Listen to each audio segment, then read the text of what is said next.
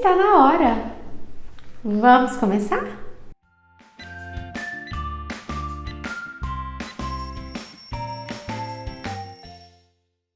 Bem-vindos a mais um vídeo aqui na Hora de Nutrir. Eu sou Gislaine Andrade, sou nutricionista e hoje nós vamos falar de mitocôndria, essa organela tão complexa e tão pequenininha que gera toda a produção energética do nosso corpo, do nosso metabolismo. O assunto de hoje é bem complexo, mas não crie pânico, não criemos pânico. A ideia aqui é tentar te explicar da melhor forma possível, conduzir da melhor forma possível e ser muito suave naquilo que eu me propus a falar hoje. Mas se, porém, contudo, todavia, tiver alguma dúvida, deixe seu comentário, deixe sua pergunta, eu terei muito prazer em te responder. Falar de mitocôndria é um pouquinho complexo, envolve alguns termos científicos, envolve bioquímica, muita bioquímica. Mas para ser muito sincera, saber o que acontece dentro da mitocôndria, o que faz gerar energia, como que um alimento chega lá, eu comi, faz todo um processo de digestão, essas partículas minuciosas que vão produzir energia, como tudo isso acontece? Era exatamente esse contexto que eu queria responder. Ao ingressar nessa área, ser nutricionista, muito mais do que saber uma caloria de um alimento, eu queria entender a bioquímica dele. E é por isso que eu tô aqui, para passar um pouquinho dessa informação para você. Hoje eu já consigo responder algumas dúvidas que no início eram minhas. Todas não, a bioquímica é complexa, requer estudo, requer estímulo para estudar e é por isso e é exatamente isso que me move na nutrição. Então, quero compartilhar com você um pouquinho desse conhecimento sobre mitocôndria hoje. Então, a pergunta do dia é: qual é a via final do alimento? Onde ele chega? Tirando a parte dos fitoquímicos, dos compostos bioativos, dos minerais, das vitaminas, hoje eu não quero abordar isso porque seria uma aula à parte, toda a sinalização metabólica desses compostos biologicamente ativos. Hoje a ideia é falar um pouquinho dessa quebra dos macronutrientes, proteína, carboidrato, lipídio, focando muito no carboidrato e muito no lipídio, que são grandes geradores de energia. Então a mitocôndria, a partir dela a gente consegue produzir energia para o organismo. Essa organela tão pequena, tão complexa, consegue trabalhar a nosso favor. Por isso, extremamente importante gerar produção de novas mitocôndrias, que a gente chama de biogênese mitocondrial. Então assim, só para não esquecer, deixa aqui o seu like. Ative as notificações e se você não é inscrito, inscreva-se no canal. Toda semana tem um vídeo sobre ciência para você. Então, sem mais delongas, vamos falar sobre mitocôndria. Então, na mitocôndria acontece todo esse processo de energia. Como? Por meio de beta-oxidação. O que seria essa beta-oxidação ou ciclo de Linén? A beta-oxidação significa produção de energia. Então, beta-oxidar seria quebrar. Essa beta-oxidação ela tem como principal função degradar, quebrar estruturas, esqueletos carbônicos provenientes dos alimentos. Então, nós temos esqueletos, carbonos ligados a moléculas nesse contexto todo, tanto de glicose. Então, nós temos uma cadeia carbônica na glicose e nós temos uma cadeia carbônica nos ácidos graxos e essa quebra vai ser convertida em acetil-CoA. Acetil-CoA é um composto, ele tem 2 carbonos, então eu preciso quebrar essas estruturas, tudo deixando em 2 carbonos para que eu consiga fazer uma conversão para o ciclo de Krebs e esse acetil-CoA vai ser algo que vai alimentar esse ciclo. Então, vamos dar um exemplo aqui. A glicose, uma molécula tão conhecida, que é o açúcar do sangue, ela é composta por 6 carbonos nessa cadeia esquelética de carbono. E esses carbonos, eles precisam ser degradados de 2 em 2 para girar nosso metabolismo energético e transformar eles em acetil-CoA, convertê-los a acetil-CoA. Já uma gordura, uma molécula de ácido graxo, tem enormes cadeias carbônicas, de forma que eu eu converto uma maior produção energética pela quantidade de carbonos que um alimento tem ou que uma molécula tem. Exatamente por isso que o lipídio, que a gordura, ela produz muito mais energia pelo esqueleto carbono que ela apresenta. Então ela tem um esqueleto com várias moléculas de carbono capaz de produzir uma grande quantidade de energia, uma grande quantidade de moléculas de acetil-CoA. Esse metabolismo energético que nós conhecemos, ele é conhecido como metabolismo aeróbio. Por quê? Porque ele envolve a participação da mitocôndria, ou seja, ele acontece dentro da mitocôndria para a produção de energia.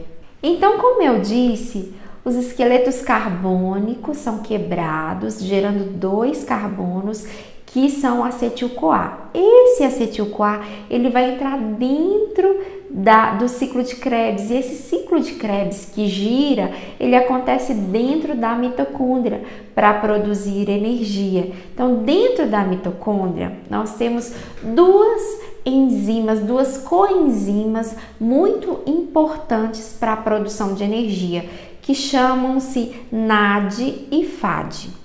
Então, NAD vem da vitamina B3 e FAD vem da vitamina B2. Eu vou chamá-las de carrinhos dos nossos taxistas, então para vocês conhecerem ela melhor e conseguirem assimilar o que eu estou falando.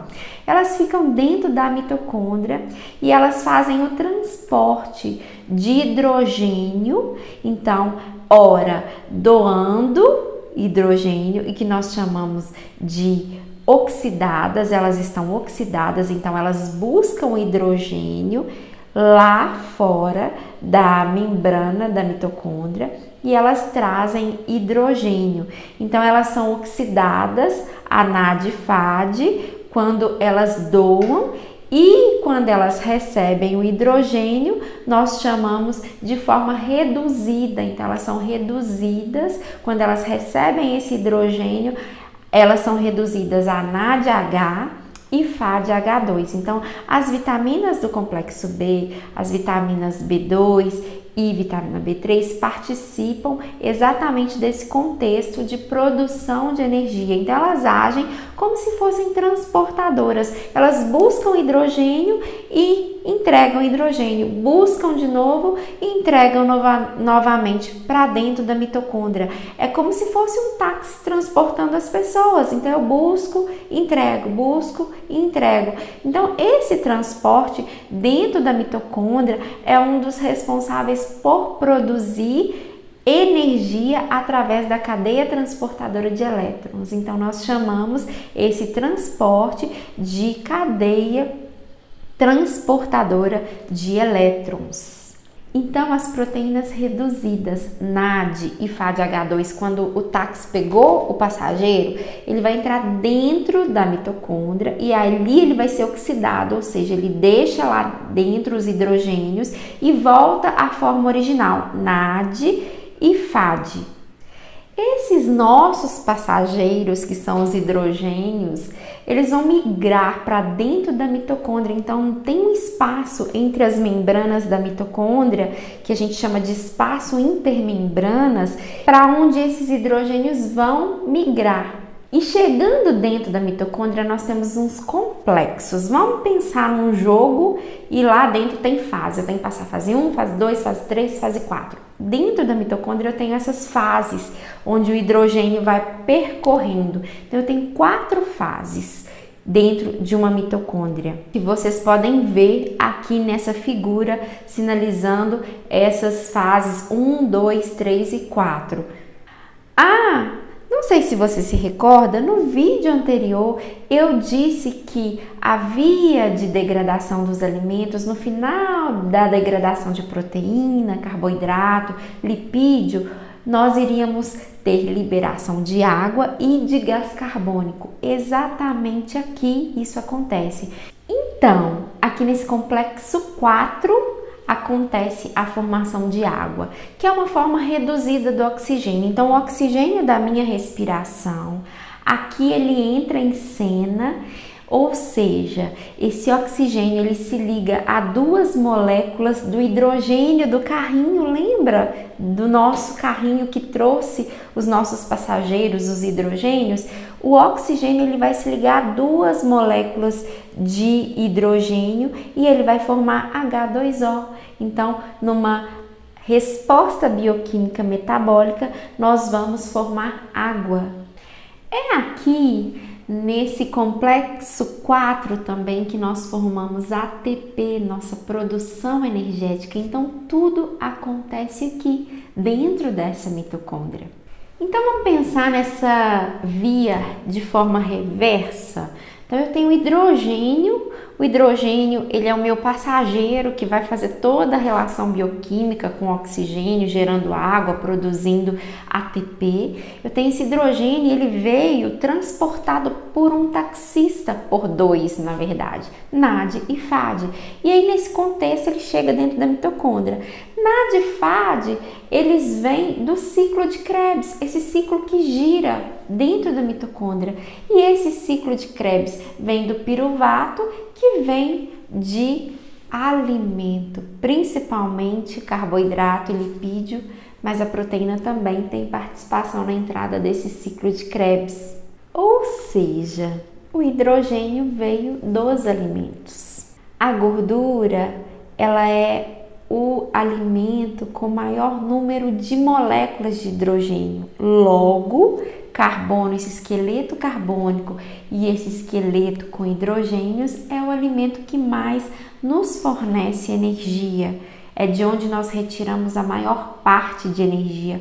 Então, no final de tudo, o que os alimentos nos oferecem são moléculas de hidrogênio, e essas moléculas de hidrogênio vão ter toda a resposta metabólica, bioquímica para produzir energia. Então, de um modo geral, para finalizar, os alimentos eles são compostos reduzidos, cheios de hidrogênio, que são os nossos passageiros. Imagina um ponto de ônibus cheio de pessoas indo trabalhar. Então, a ideia é exatamente essa. Eu tenho um ponto de ônibus cheio de pessoas que vão precisar chegar ao seu trabalho, e à medida que vão passando os táxis ou os ônibus, eles vão carregando esses hidrogênios e levando até a origem, até o trabalho, até a execução de produção de energia. Então, dessa forma, eles sofrem oxidação, ou seja, eles vão perdendo hidrogênio. Vem no ônibus, leva até o destino e volta para buscar mais. Essa é a ideia de tudo que acontece no nosso organismo. Como fazemos essa produção energética final? Esse é o segredo. O alimento ele é um doador de hidrogênio.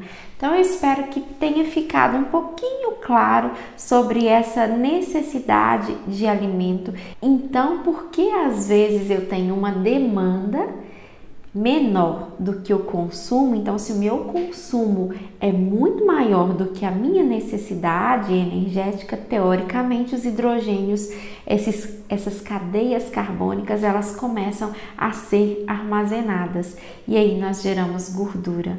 Então, aqui é o segredo dentro da célula de tudo que acontece no nosso metabolismo. Então, se você gostou desse vídeo, deixa aqui seu joinha. E tem muito mais sobre bioquímica aqui no Hora de Nutrir. Então, te espero no próximo vídeo.